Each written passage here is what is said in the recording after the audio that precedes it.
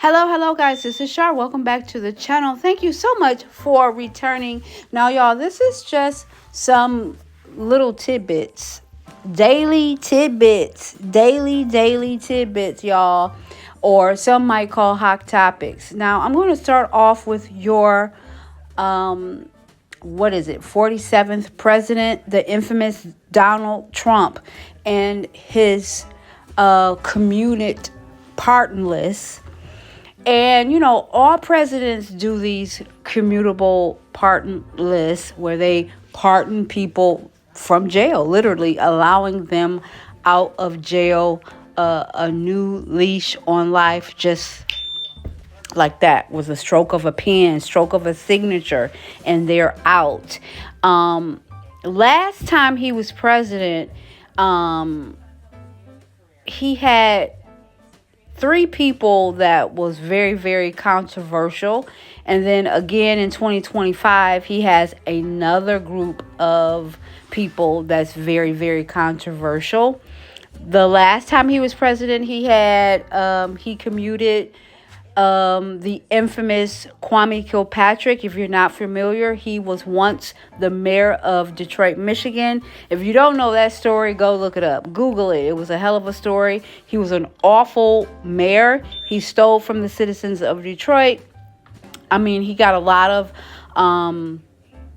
airtime about his infidelities with his wife. But the citizens of Detroit truly did not care about him being a cheater. We cared about him using different tactics to gain more money from the citizens that he was not owed.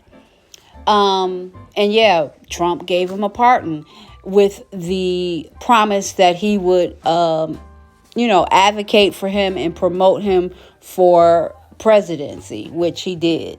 He also commuted rapper Lil Wayne. And same thing, Lil Wayne, I think, was in jail for some guns.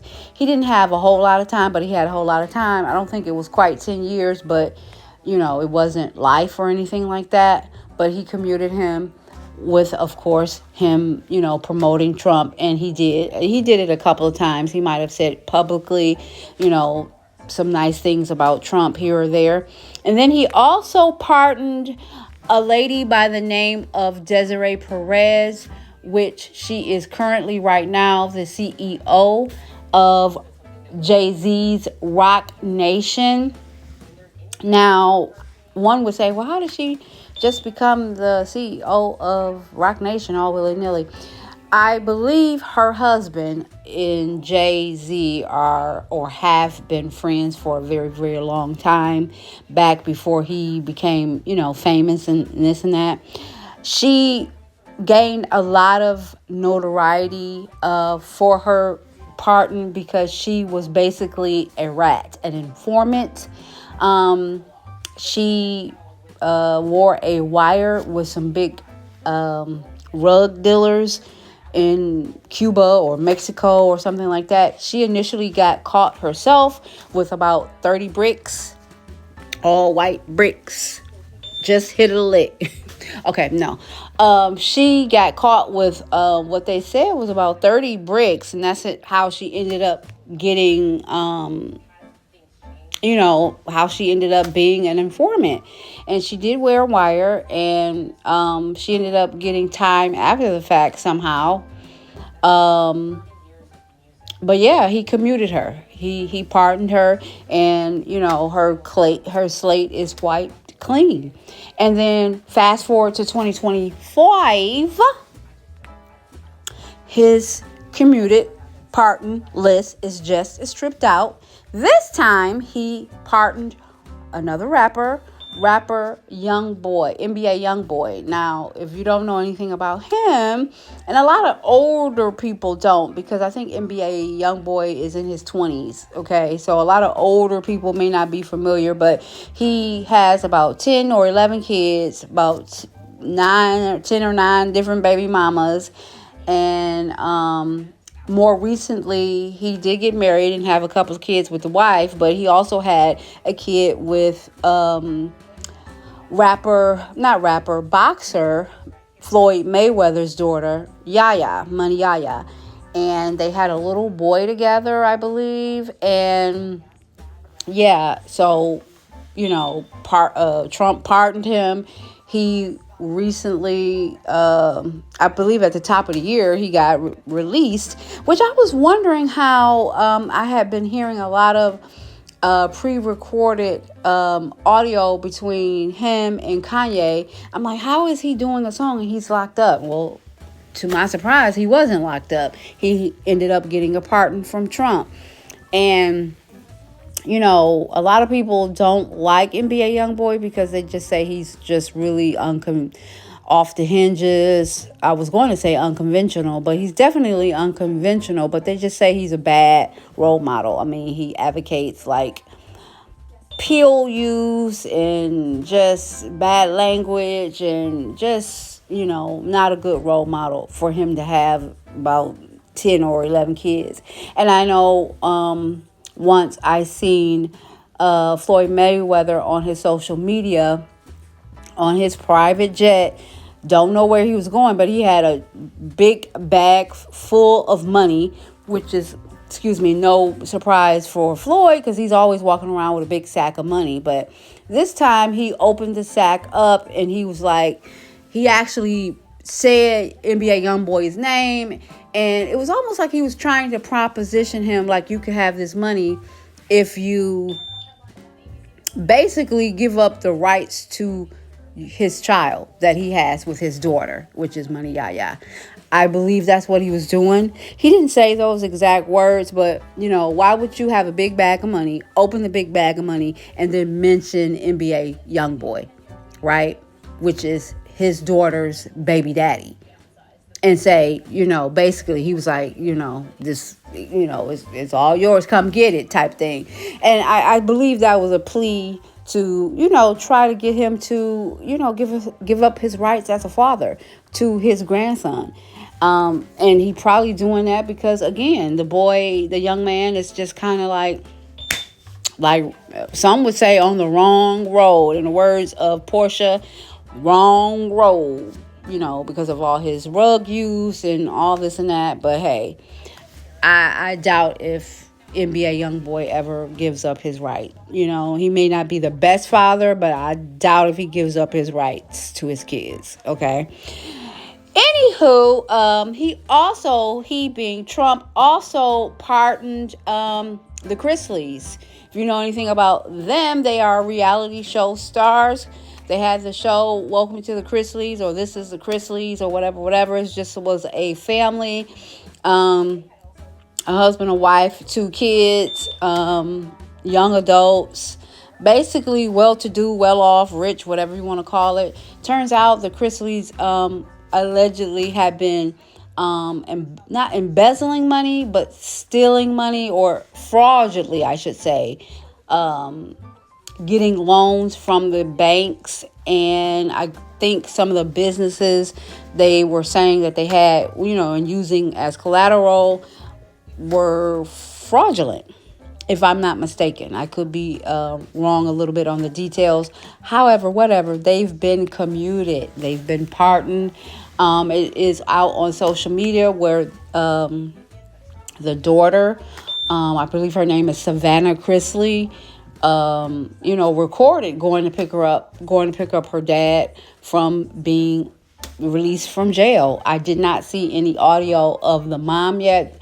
The mom and the dad were in 2 different states and 2 different correctional facilities. So, yeah. He also pardoned some would say a popular previous gang leader by the name of Larry Hoover. And if you listen to rapper Rick Ross, he mentions Larry Hoover in a couple of his songs. I think he has a song. Yeah, he has a song with the name Larry Hoover in it. I can't remember how it goes, but apparently Larry Hoover was this infamous popular gang leader, I believe from Illinois, Chicago, Illinois. And yeah, he became really, really infamous for all the little stuff that he did back in the day. Anywho, he's been let free. Okay. So yeah. Also, and lastly, Trump let go, or pardoned, I should say, a couple of the men who were on the Capitol trying to, I'm not sure what those men on the Capitol was trying to do a few years back when Trump lost the presidency the last time. Okay. I'm not sure. I'm not sure what they were trying to do. I don't know if they was trying to hurt the people physically, hold them captive, or hold them at gunpoint. I'm not sure what those characters was trying to do when they went up to the capital, the nation's capital. But anyway, Trump let two of them go. I don't know their names, and don't really care to know their names. But yeah, he let two of the characters go. So there you go. What else is going on? As you know, the Diddy trial is continuing on, moving right along. I think this week is week 3. I'm not sure what day it is. I think this is day 11, but it's definitely week 3.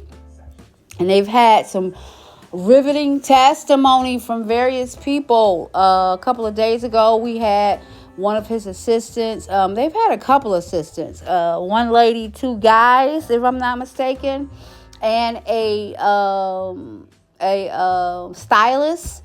The assistant went by the name of Capricorn Clark, and this chick worked for Diddy in the early 2000s, mid 2000s, and she basically painted a picture similar to what Cassie painted. That he was violent, abusive, verbally, physically, and just was not very nice, just was not very friendly.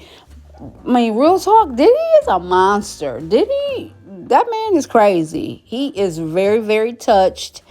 And it goes to show how when you are a nasty individual, even as a regular person, you become even more nasty, mean, and vile when you get a couple of dollars. I mean, Diddy is living proof of that.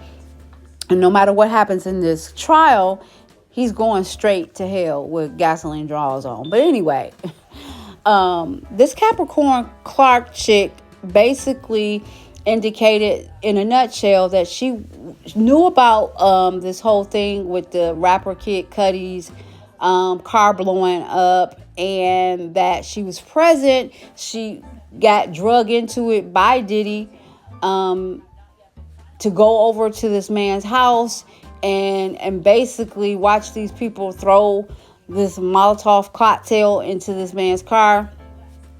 And she ended up calling, I believe she either ended up calling Cassie or calling the Kid Cudi character directly, telling him, hey, we're at your house, you better get here, this man crazy, he's trying to blow up your car. And they indicated that Kid Cudi called him like, are you at my house, MF? But yeah, so that was true. If anybody did not believe it, that was actually true. Despite the fact that Kid Cudi said he does not have actual proof that Diddy was there, like from audio or video camera or anything like that. He didn't pick that up. But pretty much Capricorn Clark basically confirmed it because she was there. She rode with them over to the man's house.